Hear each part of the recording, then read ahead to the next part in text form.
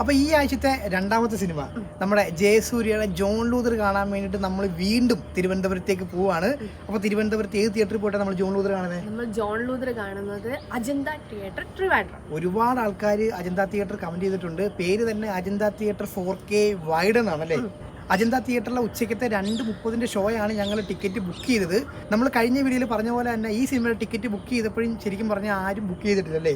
പിന്നെ തിരുവനന്തപുരം ആയതുകൊണ്ടും കോവിഡൊക്കെ കഴിഞ്ഞതുകൊണ്ട് തിയേറ്ററൊക്കെ full active ആയതുകൊണ്ടും മാത്രമാണ് ഞങ്ങൾ ടിക്കറ്റ് ബുക്ക് ചെയ്തത്. അപ്പോൾ നമ്മുടെ ഈ അജന്ത തിയേറ്റർ കമന്റ് ചെയ്ത് ഒത്തിരി പേരുണ്ടെന്ന് പറഞ്ഞാൽ നമുക്ക് അവരുടെ പേരൊക്കെ ഒന്ന് വായിക്കാം. യെസ്, അപ്പോൾ നമുക്ക് അവരുടെ പേരങ്ങോട്ട് വായിക്കാം. കുറേ ആൾക്കാരുണ്ട് കേട്ടോ. അപ്പോൾ ആദ്യമായിട്ട് Gokul, PSN, Ashiq, Adi, Sudheesh, Akhil, Shivadev, Trilok, Groot, for entertainment, Ramakrishnan, Vishal, Geethanjali, Sharadakrishna, Abhijith, Saithali. വലിയൊരു ലിസ്റ്റ് കേട്ടോ. അപ്പോൾ ഇത്ര ആൾക്കാരാണ് തിരുവനന്തപുരത്തെ അജന്ത തിയേറ്റർ കമൻറ്റ് ചെയ്തേക്കുന്നത്. പിന്നെ ഞങ്ങൾ ടിക്കറ്റ് ബുക്ക് ചെയ്ത സമയത്ത് 3 ടിക്കറ്റ് റേറ്റ് ആണ് കണ്ടത്. പ്രീമിയം, റോയൽ, ഗ്രാൻഡ് അല്ലേ? പ്രീമിയത്തിൻ്റെ ടിക്കറ്റ് റേറ്റ് 150, പിന്നെ റോയലിൻ്റെ 250, പിന്നെ ഗ്രാൻഡ് 350, 150, 250, 350. ഈ ഒരു 3 റേറ്റ് ആണ് കണ്ടത്. അപ്പോൾ ഞങ്ങൾ ടിക്കറ്റ് ബുക്ക് ചെയ്തേക്കുന്നത് പ്രീമിയം ആണ് അല്ലേ? തിയേറ്ററിൻ്റെ ഒത്ത നടുക്ക് തന്നെയാണ് ഞങ്ങൾ ടിക്കറ്റ് ബുക്ക് ചെയ്തേക്കുന്നത്. അപ്പോൾ പ്രീമിയം എടുത്താൽ മാത്രമേ നമുക്ക് നടുക്കത്തെ ടിക്കറ്റ് കിട്ടത്തുള്ളൂ അല്ലേ? പിന്നെ ഗ്രാൻഡ് എന്ന് പറഞ്ഞാൽ നോക്കിയപ്പോഴേ അതിനകത്ത് ടിക്കറ്റിൻ്റെ സീറ്റ് നമ്പർ ഇട്ടേക്കുന്നത് A1, B1 അങ്ങനെ ഇട്ടേക്കുന്നത്. സാധാരണ നമ്പേഴ്സ് ആണ് കൊടുക്കുന്നത്. അപ്പോൾ അജന്ത തിയേറ്ററിലെ സീറ്റിംഗ് കപ്പാസിറ്റി എന്ന് പറഞ്ഞാൽ 298 ആണ്. യെസ്, അപ്പോൾ അത്യാവശ്യം വലിയ തിയേറ്റർ തന്നെയാണല്ലേ. പിന്നെ പറഞ്ഞല്ലോ 4K വൈഡ് സ്ക്രീനാണ്, നല്ല വലിയ സ്ക്രീനാണെന്ന് തോന്നുന്നു. പിന്നെ സൗണ്ട് സിസ്റ്റത്തിൻ്റെ കാര്യം ഇവിടെയും പറഞ്ഞിട്ടില്ല, ഡോൾബി അറ്റ്മോസ് ആണെന്നുള്ള കാര്യം അറിയത്തില്ല. അപ്പോൾ അതൊക്കെ നമുക്ക് തിയേറ്ററിൽ പോയിട്ട് അറിയാല്ലേ. പിന്നെ നമ്മൾ ഷോട്ടേ ഓൾറെഡി പറഞ്ഞല്ലോ, 2:30 ഷോട്ടേ. ഉച്ചയ്ക്ക് 2:30 നമ്മൾ സിനിമ കാണുന്നത്. പിന്നെ ഞങ്ങൾ മാത്രമേ ബുക്ക് ചെയ്തിട്ടുള്ളൂ കേട്ടോ. അപ്പോൾ എന്തായാലും ആ കാര്യങ്ങളൊക്കെ സിനിമ കാണാൻ പറ്റുമോ ഇല്ലയോ എന്നുള്ള കാര്യങ്ങളൊക്കെ നമുക്ക് ഇനി അവിടെ പോയിട്ട് കാണാം.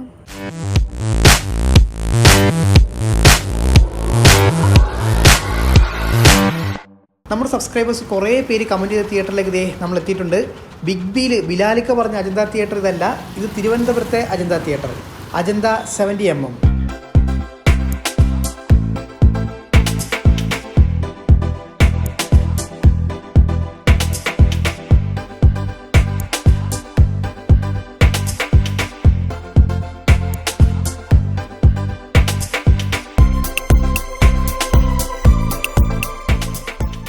ഫോർവീലേഴ്സ് പാർക്ക് ചെയ്യാനായിട്ട് തിയേറ്ററിന് പുറത്തൊരു സ്പേസ് കൊടുത്തിട്ടുണ്ട്. നമ്മൾ തൃശ്ശൂരകത്തിലെ കണ്ട പോലെ ഒരു ഷോ കഴിഞ്ഞ് ആൾക്കാർ ഇറങ്ങിയാൽ മാത്രമേ അടുത്ത ഷോയ്ക്കുള്ള ആൾക്കാർക്ക് വണ്ടി പാർക്ക് ചെയ്യാനായിട്ടുള്ള സ്പേസ് ഉള്ളൂ. തിയേറ്ററിനോട് ചേർന്ന് തന്നെയാണ് 2 വീലർ പാർക്കിംഗ് വരുന്നത്. അത്യാവശ്യം നല്ല രീതിയിലുള്ള സ്പേസ് കൊടുത്തിട്ടുണ്ട്. പിന്നെ ഈ ഒരു സൈഡിലായിട്ട് 2 വീലർ പാർക്ക് ചെയ്ത് കഴിഞ്ഞാൽ നമുക്ക് ഇവിടെ 4 വീലർ പാർക്ക് ചെയ്യാൻ പറ്റുമല്ലോ, അതിനുള്ള സ്പേസ് ഉണ്ടല്ലോ. തിയേറ്ററിൻ്റെ വലതുഭാഗത്തായിട്ടാണ് ടിക്കറ്റ് കൗണ്ടർ വരുന്നത്. ഞങ്ങൾ പിന്നെ പറഞ്ഞല്ലോ ഓൺലൈനായിട്ടാണ് ടിക്കറ്റ് ബുക്ക് ചെയ്തത്. പക്ഷേ എന്നാൽ കൂടിയും നമ്മളിവിടെ വന്നിട്ട് ടിക്കറ്റ് എടുക്കേണ്ടതായിട്ടുണ്ട് കേട്ടോ. പിന്നെ ഇപ്പോൾ അധികം തിരക്കില്ലാത്തതുകൊണ്ടേ ക്യൂ നിൽക്കേണ്ടി വന്നില്ല. അങ്ങനെ ടിക്കറ്റൊക്കെ മേടിച്ചിട്ട് ഞങ്ങൾ തിയേറ്ററിനകത്തേക്ക് കയറിയപ്പോൾ നമുക്കൊരു സ്നാക്ക് കൗണ്ടർ കാണാൻ പറ്റും. അപ്പോൾ നമുക്ക് നേരെ തിയേറ്ററിനകത്തേക്ക് കയറാം അല്ലേ. തിയേറ്ററിലേക്ക് പോകുന്ന വഴിക്ക് ഇവിടെ ഡസ്റ്റ്ബിൻ വെച്ചിട്ടുണ്ടേ. അപ്പോൾ നമ്മൾ അകത്തുപയോഗിക്കുന്ന ഭക്ഷണ സാധനത്തിൻ്റെയൊക്കെ വേസ്റ്റ് ഉണ്ടല്ലോ, അത് നമ്മൾ പുറത്തേക്ക് കൊണ്ട് കളയേണ്ടി വരും. ഇവിടെ ലൈറ്റ് കൊടുത്തിട്ടുണ്ട് കേട്ടോ. അപ്പോൾ നമുക്ക് നേരെ തിയേറ്ററിനകത്തേക്ക് കയറാം. ആ പടിവാതിൽ തള്ളി തുറന്നുകൊണ്ട് ഞങ്ങൾ അകത്തേക്ക് കയറാൻ പോവുകയാണ്. മൊത്തത്തിൽ ഒരു നീലമയമാണല്ലോ. എൻ്റെ മോനെ ഫ്രണ്ടിൽ ഇഷ്ടംപോലെ സ്ഥലമുണ്ട് കേട്ടോ. അപ്പോൾ ഇനി നേരെ പോയിട്ടേ സീറ്റ് കണ്ടുപിടിക്കട്ടെ. അജന്ത തിയേറ്ററിൽ ആദ്യമായിട്ട് ഒരാൾ വന്നിട്ടേ സീറ്റ് ഇരുന്നിട്ട് ചുറ്റും ഒന്ന് നോക്കുന്നൊരു വ്യൂ ഉണ്ടല്ലോ, ആ വ്യൂ ആണ് ഇപ്പോൾ നിങ്ങൾ കാണുന്നത്. നമ്മൾ ആദ്യമായിട്ടാണല്ലോ ഈ തിയേറ്ററിൽ വരുന്നത്. നമ്മൾ തിയേറ്ററിലോട്ട് കയറി വന്ന വഴിക്ക് കുറച്ച് ഡസ്റ്റ്ബിൻസ് വെച്ചിട്ടുണ്ടായിരുന്നല്ലോ. ഓരോ ടൈപ്പ് വേസ്റ്റിനും ഓരോ ഡസ്റ്റ്ബിൻസ് വെച്ചിട്ടുണ്ട്. അപ്പോൾ ആ വേസ്റ്റൊക്കെ സെപ്പറേറ്റ് ആയിട്ട് നമ്മൾ ആ ഡസ്റ്റ്ബിനിൽ കൊണ്ട് നിക്ഷേപിക്കണമെന്ന് അവിടെ എഴുതി കാണിക്കുന്നുണ്ടോ? തിയേറ്ററിന് തൊട്ട് താഴെയായിട്ട് അതാണ് എഴുതി കാണിക്കുന്നത്. ഇതിന് മുമ്പ് നമ്മൾ പോയ PVR കൃപ തിയേറ്റർ ഓർമ്മയുണ്ടോ? അവിടെ ഇതുപോലെ ഡസ്റ്റ്ബിൻസ് പുറത്ത് വെച്ചിട്ടുണ്ട്. പുകവലി ആരോഗ്യത്തിന് ഹാനികരം. പുകവലി അർബുദത്തിന് കാരണമാകും.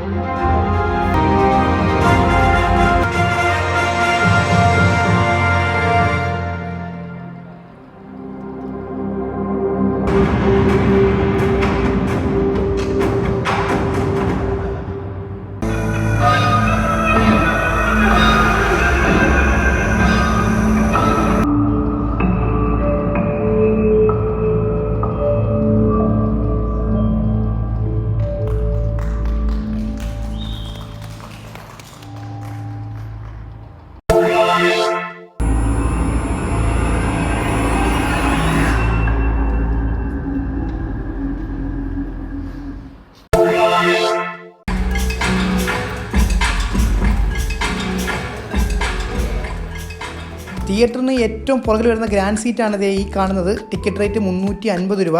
ഒന്നും കാണുന്നില്ലല്ലേ, നമുക്ക് ഉള്ള വട്ടത്തിലൊക്കെ ഷൂട്ട് ചെയ്യാം. പിന്നെ ഇവിടെ സൗണ്ട് സിസ്റ്റം ചോദിച്ചോ പറഞ്ഞത് 5.1 ആണെന്നാണ്. അപ്പോൾ അതേ 2 സൈഡിലായിട്ടും 8 സ്പീക്കേഴ്സ് വെച്ച് കൊടുത്തിട്ടുണ്ട്. പിന്നെ സ്ക്രീനിൻ്റെ വലിപ്പം എന്ന് പറഞ്ഞു കഴിഞ്ഞാലേ അതൊരു 1.5 സ്ക്രീനാണ്. താഴെ വരെ അങ്ങ് മുട്ടിച്ചായിരുന്നെങ്കിൽ ഒരു ഐമാക്സ് ആയിട്ടങ്ങ് പ്രഖ്യാപിക്കായിരുന്നത്. അല്ല, വലിയ സ്ക്രീനാണ് കേട്ടോ. പിന്നെ സ്ക്രീനിൻ്റെ മുമ്പിലേ ഇഷ്ടംപോലെ സ്പേസ് കൊടുത്തിട്ടുണ്ട് കേട്ടോ. ഫ്രണ്ട് റോയും സ്ക്രീനുമായിട്ടുള്ള ആ ഒരു ഡിസ്റ്റൻസ് ഉണ്ടോ. പിന്നെ തിയേറ്ററിൻ്റെ മൊത്തത്തിലുള്ളൊരു സീറ്റിംഗ് അറേഞ്ച്മെൻറ്റ് എന്ന് പറഞ്ഞാൽ ഇങ്ങനെയാണ് കേട്ടോ. വെട്ടക്കുറവായതുകൊണ്ട് ഒന്നും കാണത്തില്ല എന്നറിയാം. അപ്പോൾ നമുക്കിനി വീട്ടിൽ പോയിട്ട് കാണേ. John Luther, directed by Abhijith Joseph. ഒരു ക്രൈം ത്രില്ലർ മൂവിയാണ്. സിനിമയുടെ ഒരു പ്ലോട്ട് എന്ന് പറഞ്ഞു കഴിഞ്ഞാൽ ഒന്നിലധികം ആൾക്കാർ മിസ്സാവുന്നു. അതിൻ്റെ സത്യം പോലീസ് കണ്ടെത്തുന്നതാണ് സിനിമ. സിനിമയുടെ തുടക്കം തന്നെ ഈ ഒരു മിസ്സിംഗ് കേസുകൾ കൂടാതെ വേറെ കുറച്ച് ക്രൈമുകളെ പറ്റിയിട്ടൊക്കെ പറയുന്നുണ്ട്. അപ്പോൾ ഈ ക്രൈമുകളും ഈ ഒരു മിസ്സിംഗ് കേസുകളൊക്കെ നമ്മളിങ്ങനെ കണ്ട് ഇൻ്റർവെല്ലിനോടൊക്കെ അടുക്കുമ്പോഴത്തേക്കും നമ്മൾ വിചാരിക്കും ജയസൂര്യയുടെ മുമ്പത്തെ സിനിമകളിൽ നമ്മൾ കണ്ട പോലെ ആ ക്യാരക്ടേഴ്സിൻ്റെയൊക്കെ ഒരു പൊതു സ്വഭാവം ഇവിടെ ആവർത്തിക്കപ്പെടുന്നതായിരിക്കും ഇനി അങ്ങോട്ട്, സെക്കൻഡ് ഹാഫ് ഇനി അങ്ങോട്ട് ഇങ്ങനെയൊക്കെ ആയിരിക്കും എന്ന് നമ്മൾ വിചാരിക്കും. പക്ഷേ അങ്ങനല്ല. തൊട്ട് മുമ്പ് കണ്ട ജയസൂര്യ സിനിമയുടെ ക്യാരക്ടറിന്റെ ഒരു പൊതു സ്വഭാവമൊക്കെ വരുന്നുണ്ടെങ്കിലും പക്ഷേ സിനിമ വേറെ രീതിക്കാണ് പോകുന്നത്. സെക്കൻഡ് ഹാഫ് ഒക്കെ വരുമ്പോഴാണ് കറക്റ്റ് ആ ക്രൈം ത്രില്ലർ എന്ന് പറഞ്ഞ ലെവലിലേക്ക് എത്തുന്നത്. യെസ്, ശരിക്കും പറഞ്ഞാൽ വളരെ ഇൻട്രസ്റ്റിംഗ് ആയിട്ട് കണ്ടിരിക്കാൻ പറ്റിയ ഒരു സിനിമയായിട്ടാണ് തോന്നിയത്. പ്രത്യേകിച്ച് ക്ലൈമാക്സ് ഭാഗങ്ങളിലേക്ക് കിടക്കുമ്പോഴത്തേക്കും നമുക്ക് വളരെയധികം ഇൻട്രസ്റ്റ് ആയിട്ട് തന്നെ സിനിമ കണ്ടിരിക്കാൻ തോന്നും. കാര്യം എന്ന് വെച്ച് കഴിഞ്ഞാൽ കുറേ ട്വിസ്റ്റുകളൊക്കെ സിനിമയിൽ സംഭവിക്കുന്നുണ്ട് അല്ലേ. അറിയാലോ, ഒരു ത്രില്ലർ സിനിമയാകുമ്പോൾ എന്തായാലും അവസാനം ഒരു വില്ലനെ കാണിക്കും. പക്ഷേ പെട്ടെന്നൊരു വില്ലനെ കാണിച്ച് സിനിമ അവസാനിപ്പിക്കുന്ന ഒരു രീതിയല്ല. അതിന് അതിൻ്റെതായ രീതിയിലുള്ള ടെസ്റ്റുകളും കാര്യങ്ങളും ഒക്കെ വെച്ചിട്ടാണ് സിനിമ നമ്മളെ കാണിക്കുന്നത്. ഒരു ക്രൈം ഇൻവെസ്റ്റിഗേറ്റീവ് ത്രില്ലർ എന്നൊക്കെ പറഞ്ഞ് നമുക്ക് കണ്ടിരിക്കാൻ പറ്റുന്ന ഒരു സിനിമയാണ് ജോൺ ലൂതർ. നിങ്ങൾക്ക് ഈ സിനിമ കാണാൻ താല്പര്യമുണ്ടെങ്കിൽ നിങ്ങൾ എത്രയും പെട്ടെന്ന് പോയി കാണാൻ കേട്ടോ. കാര്യം എന്ന് വെച്ച് കഴിഞ്ഞാൽ നിങ്ങളുടെ ഫ്രണ്ട്സൊക്കെ പോയി കണ്ടിട്ട് അതിൻ്റെ ആ ഒരു സസ്പെൻസ് അങ്ങോട്ട് പൊളിച്ച് കൈ തന്നു കഴിഞ്ഞാൽ പിന്നെ നിങ്ങൾക്ക് ആ സിനിമ കാണാനുള്ള ഇൻട്രസ്റ്റ് മൊത്തത്തിൽ പോയി കിട്ടും. എന്തായാലും തിയേറ്ററിൽ പോയി കാണാൻ പറ്റിയ നല്ലൊരു ത്രില്ലർ സിനിമയായിട്ടാണ് ഞങ്ങൾക്ക് തോന്നിയത്. എന്തായാലും ഇതേ ദിവസം തന്നെ 2 പോലീസ് കഥ ഒരുമിച്ച് ഇറങ്ങില്ലേ. അതെ, പിന്നെ എല്ലാവരുടെ അഭിനയമൊക്കെ വളരെ മികച്ചതായിട്ടാണ് തോന്നിയത്. പക്ഷേ ഫാമിലി സീക്വൻസ് ഒക്കെ വരുമ്പോൾ അവിടെ ഇവിടെയൊക്കെ ആയിട്ടൊരു സിംഗിളായ്മ തോന്നി. പിന്നെ സിദ്ദിഖിന്റെ ക്യാരക്ടർ എന്ന് പറയുന്നത് ഈ സിനിമയിൽ ഒരു നന്മമരം രീതിയിലായിരുന്നു കൊണ്ടുവന്നിരുന്നത്. പിന്നെ വില്ലന്റെ പ്രകടനം എടുത്തു പറയേണ്ടതാണ്. പിന്നെ വില്ലനായിട്ട് അഭിനയിച്ച ആളുടെ പേര് പറഞ്ഞു കഴിഞ്ഞാൽ ആ ത്രില്ലങ്ങ് പോകുമല്ലോ. അപ്പോൾ അദ്ദേഹം വളരെ നന്നായിട്ട് തന്നെ ചെയ്തിട്ടുണ്ട്. പക്ഷേ ഏറ്റവും എടുത്ത് പറയേണ്ടത് നമ്മുടെ ജയസൂര്യയുടെ ഒരു ആക്ടിങ് ആണ് അല്ലേ. നമ്മൾ മുമ്പ് കണ്ട ജയസൂര്യ സിനിമകളിലെ കഥാപാത്രങ്ങളുടെ ഒരു അംശമൊക്കെ ഇതിലും ഉണ്ടെങ്കിലും പക്ഷേ സിനിമ ശരിക്കും പറഞ്ഞാൽ അതല്ല ഫോക്കസ് ചെയ്യുന്നത്. സിനിമ ഒരു ക്രൈമും പിന്നെ അതുമായിട്ട് ബന്ധപ്പെട്ട കാര്യങ്ങളൊക്കെയാണ് സിനിമയിൽ ഫോക്കസ് ചെയ്യുന്നത്. ആ വില്ലനെ കണ്ടെത്താനായിട്ട് ആ പോലീസുകാർ പോകുന്ന ആ ഒരു വഴിയും അതൊക്കെ നമുക്ക് വളരെ ഇൻട്രസ്റ്റിംഗ് ആയിട്ട് കണ്ടിരിക്കാൻ തോന്നും. അപ്പോൾ എന്തായാലും നിങ്ങൾക്ക് തിയേറ്ററിൽ പോയി കാണാൻ പറ്റിയ നല്ലൊരു ത്രില്ലർ സിനിമയായിട്ടാണ് തോന്നിയത്. എന്തായാലും സെക്കൻഡ് ഹാഫ് വളരെയധികം ഇൻട്രസ്റ്റിംഗ് ആണ്. അപ്പോൾ എന്തായാലും ധൈര്യമായിട്ട് നിങ്ങൾക്ക് ടിക്കറ്റ് എടുക്കാം. പിന്നെ നമ്മൾ ജോൺ ലൂതർ സിനിമ കണ്ട തിയേറ്ററിനെ കുറിച്ച് പറയണ്ടേ? യെസ്, നമ്മൾ സിനിമ കണ്ടത് തിരുവനന്തപുരത്തെ അജന്ത തിയേറ്റർ. യെസ്, അപ്പോൾ നമുക്ക് സ്ക്രീനെ കുറിച്ച് തന്നെ പറഞ്ഞു തുടങ്ങാം അല്ലേ. സ്ക്രീനെ കുറിച്ച് പറയുകയാണെന്നുണ്ടെങ്കിൽ ഒരു 1.5 സ്ക്രീനായിരുന്നു.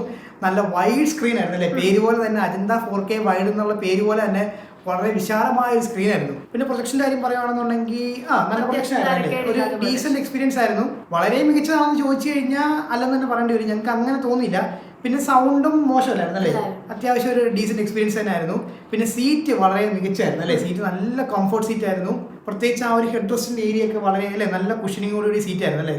ഇനി പ്രൊജക്ഷനും കൂടെ നന്നാക്കിയിട്ടുണ്ടെങ്കിൽ അത്യാവശ്യം നല്ല അടിപൊളി ഒരു എക്സ്പീരിയൻസ് കിട്ടാൻ പാകത്തിനുള്ള ഒരു സ്ക്രീനാണ് അജന്തയിലെ.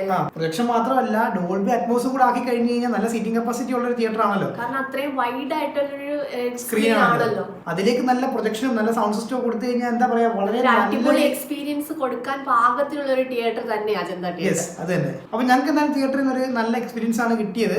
പക്ഷേ വളരെ മികച്ചെന്നുള്ള അഭിപ്രായമില്ല. അതിന്റെ കാരണങ്ങളൊക്കെ നമ്മൾ പറഞ്ഞല്ലോ അല്ലേ. പിന്നെ സിനിമ വളരെയധികം ഇഷ്ടപ്പെട്ടു. അപ്പൊ ഇത്രയൊക്കെയാണ് ഇന്നത്തെ വീഡിയോ. അപ്പം നമുക്കിനി അടുത്ത വീഡിയോ കാണുന്നതായിരിക്കും.